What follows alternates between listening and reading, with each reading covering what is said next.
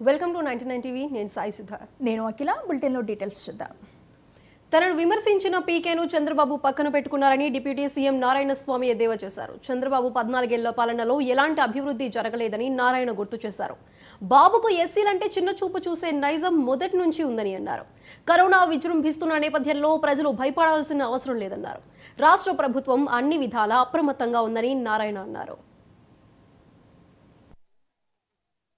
అంగన్వాడికి ఏం చేసినాడు చంద్రబాబు నాయుడు గవర్నమెంట్లో? అంగన్వాడికి ఏదైనా చేస్తుంటే చంద్రబాబుని చెప్పమనండి. మీరు క్వశ్చన్లు వేస్తున్నారు, దరిద్రమైన క్వశ్చన్లు వేస్తారు.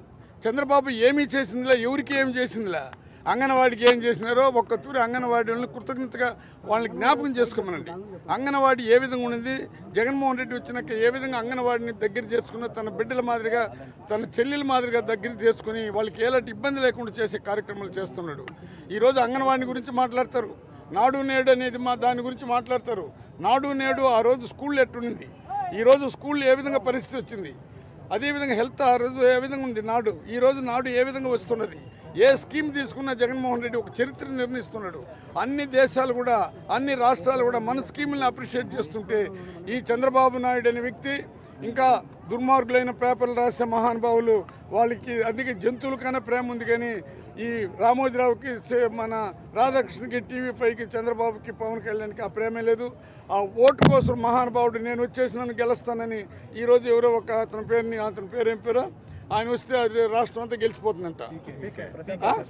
ప్రశాంత్ కుమార్, అదే ప్రశాంత్ని ఇదే చంద్రబాబు డెకాయిట్ అన్నాడు, లోకేష్ డెకాయిట్ అన్నాడు. ఆ డెకాయింట్ కాళ్ళు కూడా పట్టుకుంటున్నాడు. ఈరోజు డెకాయిట్ అయితే కూడా అతను మాట్లాడిందే, నేను చెప్పలా. చంద్రబాబు డెకాయిట్ దొంగ అని చెప్పాడు. మరి ఆ దొంగతో ఆ డెకాయిట్ ఈరోజు కాళ్ళు పట్టుకుని అది కూడా తెలుగుదేశానికి సంబంధించిన ఎంపీ బీజేపీకి పంపిస్తే ఆయన స్పెషల్ ఇది ఫ్లైట్ పైన తీసుకుని వచ్చి వదులుతూ ఉన్నాడంటే ఎంత దిగజాడు రాజకీయం చేసిన ఒక చరిత్ర ఉంది చంద్రబాబు నాయుడు.